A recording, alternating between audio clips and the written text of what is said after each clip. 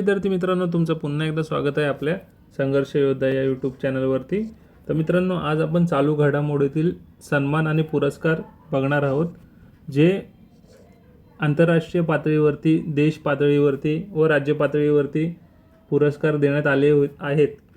त्या व्यक्तींची नावे व त्या पुरस्कारांची नावे आपण या व्हिडिओच्या माध्यमातून कव्हर करणार आहोत. तर मित्रांनो, व्हिडिओ सुरू करू.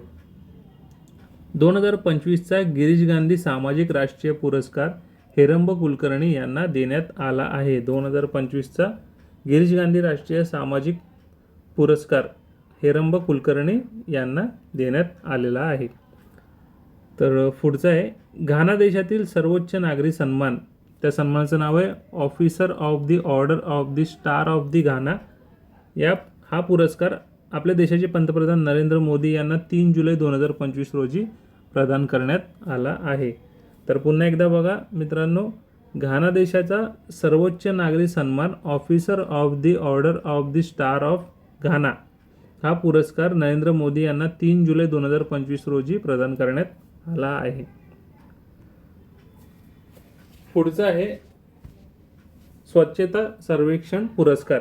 तर 2024-25 मध्ये 9वे स्वच्छता सर्वेक्षण पुरस्कार 17 जुलै 2025 रोजी राष्ट्रपती द्रौपदी मुर्मू यांनी दिल्ली येथे प्रदान केले.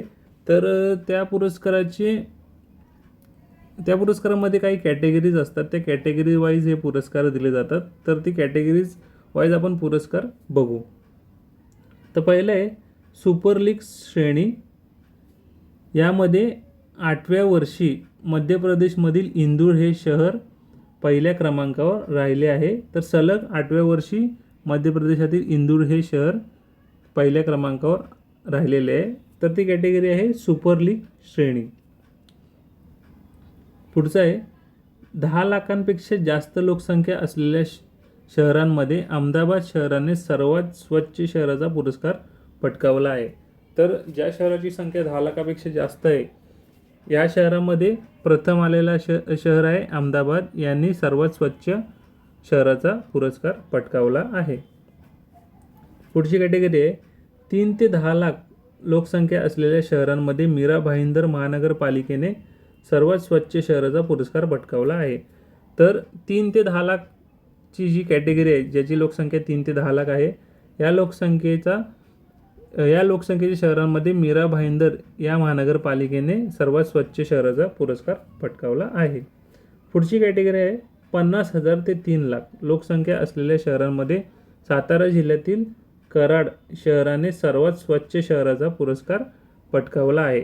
तर 50,000 ते 3 लाख मधली जी कॅटेगरी आहे, त्यामध्ये सातारा शहरातील कराड या शहराने सर्वात स्वच्छ शहराचा पुरस्कार पटकावला आहे. तर देशामधील स्वच्छ शहर ही अनुक्रमे, तर पहिलं आहे इंदोर, त्यानंतर दुसऱ्या क्रमांकाला आहे सुरत आणि तिसऱ्या क्रमांकाला आपलं नवी मुंबई, जे महाराष्ट्रातील नवी मुंबई शहर आहे, हे तिसऱ्या क्रमांकाचा पुरस्कार या शहराने पटकावलेला आहे.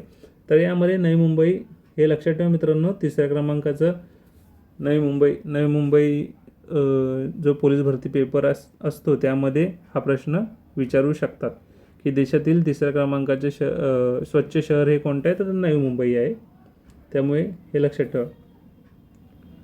पुढचं आहे सुपर स्वच्छ लीग श्रेणीमध्ये 50,000 ते 3 लाख, म्हणजे 50,000 ते 3 लाख अशी ज्या शहरांची लोकसंख्या आहे, त्या शहरामध्ये लोणावळा हे शहर 4थ्या क्रमांकावर आहे. आपल्या महाराष्ट्रातील लोणावळा हे शहर 50,000 ते 3 लाख लोकसंख्या असलेल्या शहरांमध्ये महाराष्ट्रातील लोणावळा हे शहर 4थ्या क्रमांकावर आहे. पुढचं आहे सुपर स्वच्छ लीगमध्ये 20,000 ते 50,000 लोकसंख्या असलेल्या शहरांमध्ये सांगली जिल्ह्यातील विटा हे शहर देशातील पहिल्या क्रमांकावर राहिले आहे. तर पुण्यामधील सासवड हे दुसऱ्या क्रमांकावर आहे आणि अहिल्यानगरामधील प्रवरानगर हे तिसऱ्या क्रमांकावर असलेले शहर आहे. तर मित्रांनो, महाराष्ट्रातील तिन्ही शहरं ही महाराष्ट्रातील आहे. सुपर स्वच्छ लीगमध्ये 20,000 ते 50,000 लोकसंख्या असलेल्या शहरांमध्ये सांगलीमधील विटा, पुण्यामधील सासवड आणि अहिल्यानगरामधील प्रवरानगर ही तिन्ही महाराष्ट्रातील शहरे ही सलग पहिल्या, दुसऱ्या, तिसऱ्या क्रमांकाने निवडून आलेली आहेत. तर पुढचं आहे मित्रांनो, सन 2024मध्ये कुवेतचा सर्वोच्च order of Mubarak the great, कुवेतचा सर्वोच्च order of Mubarak the great हा पुरस्कार नरेंद्र मोदी यांना प्रदान करण्यात आलेला आहे. तर हे सुद्धा महत्त्वाचं आहे. नरेंद्र मोदी यांना दिलेले पुरस्कार असतात मित्रांनो, यावर जरा बारकाईने लक्ष ठेवा, कारण का हे पुरस्कार कदाचित परीक्षेमध्ये विचारले जाऊ शकतात. तर सन 2024चा order of Mubarak the great हा पुरस्कार नरेंद्र मोदी यांना प्रदान करण्यात आलेला आहे. तर महाराष्ट्रातलं काही बघू आपण.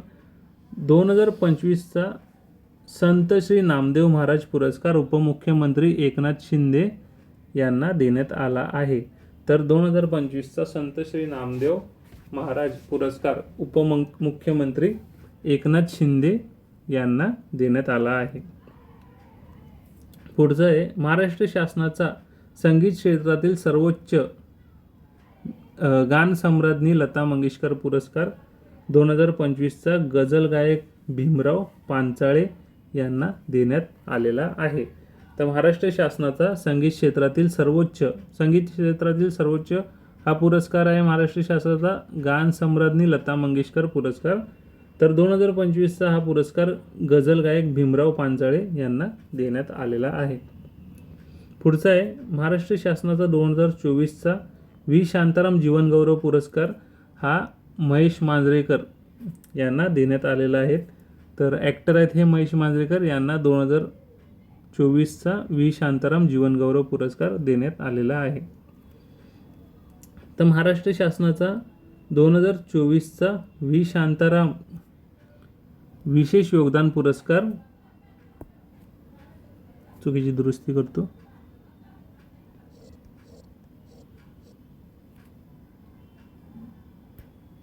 तर महाराष्ट्र शासनाचा 2024चा व्ही शांताराम विशेष योगदान पुरस्कार अभिनेत्री मुक्ता बर्वे यांना देण्यात आलेला आहे. मराठी अभिनेत्री आहेत या मुक्ता बर्वे, ज्यांनी जोगवा या पिक्चरमध्ये काम केलं होतं, त्या आहेत त्या मुक्ता बर्वे.